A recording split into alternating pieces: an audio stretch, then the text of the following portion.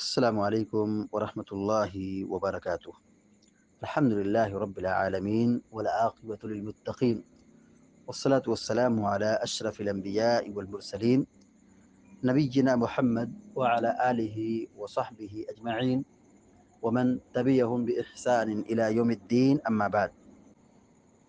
فقال الله عز وجل: أعوذ بالله من الشيطان الرجيم. يسألونك عن الخمر والميسر قل فيهما إثم كبير ومنافع للناس وإثمهما أكبر من نفعهما. سورة البقرہ کی آیت نمبر 219 کا ابتدائی حصہ ابھی آپ کے سامنے پڑھا گیا ہے۔ آیت چونکہ طویل ہے اور اس کا معنی و مفہوم بھی کافی وسیع ہے، اس لیے اس کو دو حصوں میں تقسیم کیا گیا ہے۔ اللہ تبارک و تعالی فرماتا ہے: یسألونک عن الخمر والمیسر، یہ لوگ آپ سے جوا اور شراب کے متعلق دریافت کرتے ہیں، آپ سے سوال کرتے ہیں شراب کے متعلق اور جوا کے متعلق، یعنی اس کی کیا حقیقت ہے۔ قل فیہما اثم کبیر، اے نبی آپ کہہ دیجئے ان دونوں میں بڑا گناہ ہے۔ اثم کبیر، بڑا گناہ ہے۔ ومنافع للناس، مگر اس میں لوگوں کے لیے بڑا فائدہ ہے۔ گناہ تو ہے لیکن اس میں لوگوں کے لیے بڑا فائدہ ہے۔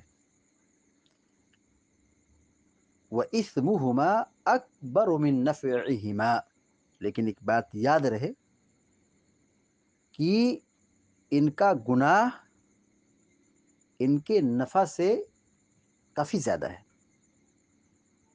یعنی نفع ہے لیکن نفع وقتی ہے اور معمولی ہے، مگر اس کا جو شر ہے اور اس کا جو گناہ ہے یہ بہت زیادہ ہے۔ تو ان کا گناہ ان کے نفع سے بہت زیادہ ہے۔ بعض صحابہ اکرام نے اللہ کے نبی صلی اللہ علیہ وسلم سے دریافت کیا تھا شراب کے متعلق اور جوا کے متعلق، اور یہ دونوں عمل جو ہے شیطانی ہے۔ شراب پینا، جوا کھیلنا، یہ سب عمل کیا ہے؟ شیطانی ہے۔ البتہ زمانہ جاہلیت میں یہ چیز بالکل عام تھی، عرب کلچر میں شراب پینا بالکل عام تھا۔ شراب پینے والے بہت زیادہ تھے، بلکہ سارے لوگ تھے، اور نہ پینے والے چند لوگ تھے، انگلیوں پہ گنے جا سکتے تھے۔ تو اسلام کا جب آغاز ہوا تو شروع میں ڈائریکٹ شراب سے منع نہیں کیا گیا، شراب سے ڈائریکٹ منع نہیں کیا گیا کہ شراب مت پیو، شراب سے روکا نہیں گیا۔ پیارے نبی صلی اللہ علیہ وسلم مکہ سے ہجرت کر کے مدینہ گئے، اور مدینہ کا بھی وہی کلچر تھا کہ وہاں شراب عام تھی۔ پیارے نبی صلی اللہ علیہ وسلم مدینہ میں ایک مدت تک رہے، اور کیونکہ یہ چیز نقصان دہ ہے اور اس کا فساد عام ہے، تو بعض صحابہ اکرام نے اللہ کے نبی علیہ السلام نے شراب کے متعلق سوال کیا۔ بعض صحابہ اکرام نے اللہ کے نبی صلی اللہ علیہ وسلم سے شراب کی بابت سوال کیا، دریافت کیا کہ شراب کیا ہے۔ اللہ کے نبی علیہ السلام پر یہ آیت نازل ہوئی، یہ بتایا گیا کہ فیہما اثم کبیر، دیکھو شراب ہو یا جوا ہو، دونوں میں بڑا نقصان ہے، دونوں بڑے گناہ ہیں۔ وَإِثْمُهُمَا وَمَنَافِعُ لِلنَّاسِ قُلْ فِيهِمَا اِثْمٌ كَبِيرٌ وَمَنَافِعُ لِلنَّاسِ، اے نبی کہہ دیجئے کہ اس میں بڑا گناہ ہے اور لوگوں کے لیے بڑا فائدہ ہے اس میں، لیکن یاد رہے کہ وَإِثْمُهُمَا أَكْبَرُ مِن نَفْعِهِمَا، کہ ان دونوں کا جو گناہ ہے، جو شر ہے، یہ ان کے نفع سے زیادہ ہے، نفع سے بڑا ہے، یعنی نفع تھوڑا ہے، فائدہ تھوڑا ہے، لیکن اس کا جو وبال ہے، نقصان ہے، خسارہ ہے یا گناہ ہے، یہ اس سے بڑھ کر کے ہے۔ بعض اہل علم نے اس آیت کو شراب کی حرمت کی آیت قرار دی، کہا اس آیت سے شراب کی حرمت کا ثبوت ملتا ہے، جبکہ حقیقت یہ ہے کہ اس آیت کے نزول کے بعد شراب حرام نہیں ہوئی تھی، اس کے بعد بھی پینا جائز تھا۔ یہ پہلی آیت تھی جس میں لوگوں کی تربیت اور ذہن شادی کی جا رہی ہے کہ شراب سے بچیں، کیونکہ اس میں کیا ہے، نقصان زیادہ ہے۔ کیونکہ شراب پینا اتنا عام ہو چکا تھا، اس لت کو، اس عادت کو چھڑوانا اتنا آسان نہیں تھا۔ اللہ رب العالمین نے آہستہ آہستہ اس چیز کو نازل کیا، شراب کی حرمت کو آہستہ آہستہ نازل کیا۔ 3 آیتیں اس سلسلے میں مشہور ہیں۔ پہلی آیت یہ ہے کہ جس میں یہ کہا گیا کہ اس میں فائدہ تو ضرور ہے لیکن گناہ زیادہ ہے، نقصان زیادہ ہے۔ یعنی اس آیت سے لوگوں کے دلوں میں شراب کی نفرت بٹھائی جا رہی ہے، لیکن ابھی شراب حرام نہیں ہوئی، ابھی شراب مکمل حرام نہیں ہوئی، بلکہ لوگوں کے دلوں میں شراب کے تعلق سے نفرت پیدا کی جا رہی ہے کہ اس کو چھوڑ دیں، کیونکہ فائدہ ہے لیکن فائدے کے ساتھ نقصان بھی ہے، تو جب نقصان ہے تو اپنے آپ کو نقصان سے بچانا ہے۔ دوسری آیت نازل ہوئی جس میں بعض صحابہ کرام شراب پینے کے بعد نشے میں آ گئے اور نماز پڑھائے تو اس میں توحید اور شرک کی آیت کو مکس کر دیا، توحید کو شرک بنا دیا، شرک کو توحید بنا دیا۔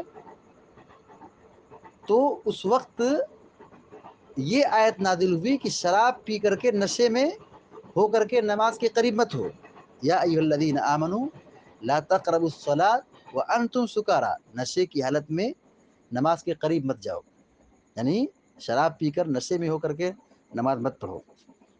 تو یہ وقتی طور پر ممانعت تھی، وقتی طور پر کہ شراب پی سکتے ہو، لیکن جب نماز کا وقت ہو تو نشے میں ہو کر کے نہ آؤ، نشے میں ہو کر کے نہ آؤ۔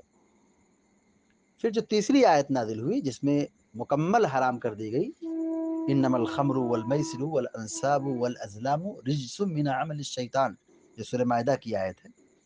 جب یہ آیت نازل ہوئی تو شراب مکمل حرام کر دی گئی اور صحابہ اکرام نے اس کو چھوڑ دیا، مٹکے کو پھوڑ دیا، شراب کو بہا دی، یہاں تک کہ روایات میں مشہور ہے کہ مدینہ کی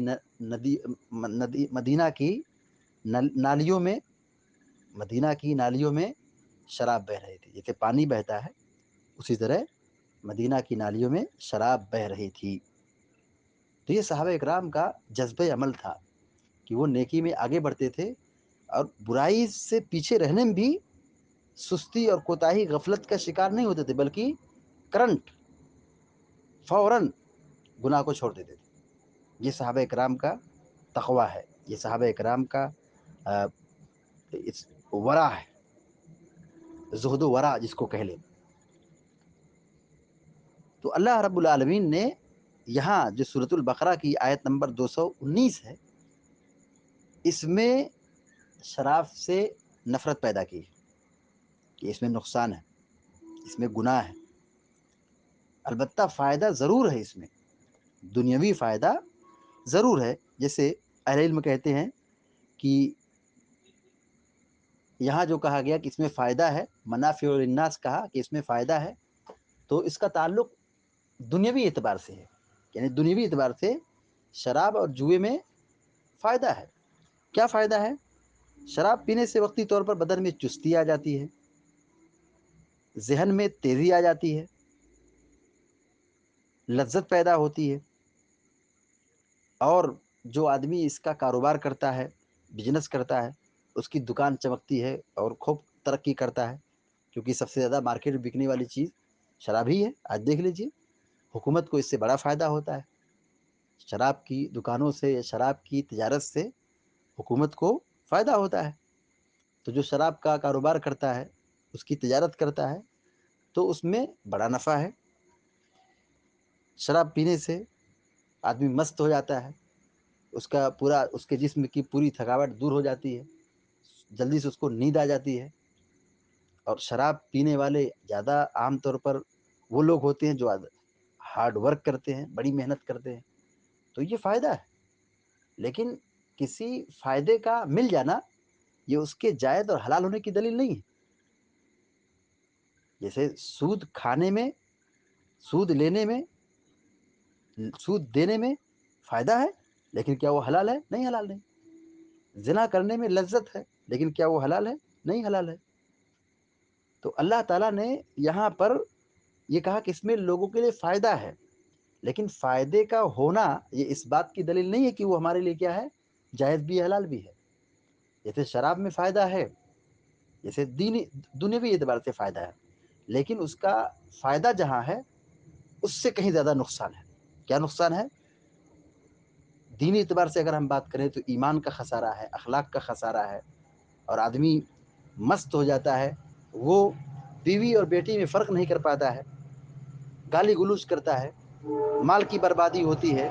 اور اسی طریقے سے جسمانی نقصان کی بات کریں تو جو جسم کے اہم پارٹ ہیں، جسم کے اہم حصے ہیں، دل، گردہ، پھیپھڑا، ان ساری چیزوں کو یہ شراب کی جو خطرناکی ہے، اتنی بات بتا دینا کافی ہے کہ اس کے پینے سے آدمی کے جسم کے جو قیمتی پارٹ ہے، اہم ترین حصے ہیں، وہ سب کیا ہوتے ہیں؟ برباد ہو جاتے ہیں، اور آدمی دیوالیہ پن کا شکار ہو جاتا ہے۔ جس کو مال گنوانا ہو وہ شراب پی۔ ایک آدمی دن بھر میں 200 کی شراب پیتا ہے، آپ جوڑ لیجئے تو وہ 4 لوگوں کو پلائے گا، ابھی 2 لوگوں کو پلائے گا تو وہ 200 سے 400 بھی ہو سکتا ہے، 600 بھی ہو سکتا ہے، 500 بھی ہو سکتا ہے۔ اب بتائیے ایک آدمی اگر 500 کی روزانہ شراب پیتا ہے تو سال بھر میں کتنا پیسہ ہو گیا؟ اور آدمی 60-70 سال زندہ رہے گا، وہ کتنا مال اس میں لٹائے گا؟ اور مزید ہے کہ وہ جو پی رہا ہے، مال خرچ کر رہا ہے، مال برباد ہو رہا ہے، اس کے پینے سے اس کی زندگی برباد ہوگی، جسم برباد ہوگا، بیمار ہوگا، کینسر ہوگا، کڈنی فیل ہوگی، پھیپھڑا خراب ہوگا، دل گردہ خراب ہوگا۔ تو اللہ تبارک و تعالیٰ نے شریعت اسلامیہ میں شراب کو حرام قرار دیا ہے، شراب حرام ہے۔ یہ آیت پہلی آیت ہے جس میں شراب سے لوگوں کو نفرت پیدا کی جا رہا ہے کہ اس سے بچو، اس سے دور رہو۔ اور 2 آیتیں اس کے بعد نازل ہوئی جو شراب کی حرمت کی وضاحت ہے۔ دوسری آیت تھی کہ شراب پیو لیکن نماز کے لیے شراب پی کر کے مت آؤ، نشے میں نہ آؤ۔ اور تیسری جو آخری آیت تھی کہ یہ شیطانی کام ہے، اس سے چھوڑو اور اس سے بچو، اور شراب مت پیو، تب کامیاب ہو جاؤ گے، کیونکہ یہ شیطانی کام کرو گے تو شیطان لے جائے گا جہنم کی طرف، بربادی کی طرف، گمراہی کی طرف، ناکامی کی طرف۔ یہ جب آیت نازل ہوئی انما الخمر والمیسر والانصاب والازلام رجس من عمل الشیطان، تو یہ شراب مکمل حرام ہو گئی، اور صحابہ کرام نے مٹکے پھوڑ دیے اور بہا دیے اور شراب کو گرا دیا۔ دوسری چیز ہے جوا۔ جوا سے منع کیا ہے، سٹا بٹا۔ عام طور پر جو شراب پیتا ہے وہ جوا بھی کھیلتا ہے، اور جو جوا کھیلتا ہے وہ شراب بھی پیتا ہے۔ اللہ تعالیٰ نے دونوں کو ایک ساتھ ذکر کیا ہے چونکہ یہ لازم ملزوم ہے۔ عام طور پر یہی دیکھا گیا ہے کہ جو شراب پیتا ہے وہ جوا بھی کھیلتا ہے، جو جوا بھی کھیلتا ہے وہ شراب بھی پیتا ہے۔ تو شراب پینے سے مالی نقصان ہے، جسمانی نقصان ہے، اور جوا اور سٹا بازی کرنا، سٹا بٹا، یہ چیزیں کیا ہے؟ مال کا خسارہ کا آدمی اپنی پوری دولت کو جوئے میں لٹا دیتا ہے، اور آن کے آن میں غریب ہو جاتا ہے، آن کی آن میں فقیر ہو جاتا ہے، محتاج ہو جاتا ہے۔ تو شریعت یہ کہتی ہے کہ اپنے مال کی حفاظت کرو، حلال طریقے سے کماؤ اور حلال طریقے سے خرچ کرو، مال کو بیلنس بناؤ، رکھو، اور غریبوں پر خرچ بھی کرو۔ یہ نہیں کہ اس کو لے کر کے لٹاؤ اور کھیلو اور پھر مال کو برباد کرو۔ تو جوا حرام کیوں ہے؟ کیونکہ یہ مال کو برباد کرنے والا ہے، مال کو ختم کرنے والا ہے۔ تو شریعت یہ کہتی ہے مال کی حفاظت کرو، مال کو بچا کے رکھو، اور اپنے اوپر خرچ کرو، اپنے بال بچوں پر خرچ کرو، اور جو مستحق ہیں، غریب محتاج ہیں، ان پر خرچ کرو۔ تو 2 چیزیں ہیں، شراب حرام ہے اور جوا کھیلنا حرام ہے۔ شراب حرام کی گئی تاکہ آدمی کی عقل کی حفاظت ہو، اس کے دین کی حفاظت ہو، اس کے مال کی حفاظت ہو، اس کی صحت کی حفاظت ہو. اور جوا کو منع کیا گیا، جوا سے روکا گیا تاکہ اس کے مال کی حفاظت ہو. تو یہ دو چیزیں ہیں جو شیطان دینی اعتبار سے اور دنیاوی اعتبار سے دونوں کو کنگال اور فقیر بنا دیتا ہے. تو دونوں چیزوں سے اپنے آپ کو، اپنے سماج کو بچانے کی کوشش کریں. اللہ تعالیٰ سے دعا ہے کہ اللہ تعالیٰ ہم سب کو، آپ سب کو نیک عمل کی توفیق عطا فرمائے اور ہر قسم کے گناہ سے اور شر سے ہم سب کی حفاظت فرمائے. آمین یا رب العالمین. وصلی اللہ علی نبینا محمد وعلی آلہ وصحبہ اجمعین. السلام علیکم ورحمۃ اللہ وبرکاتہ.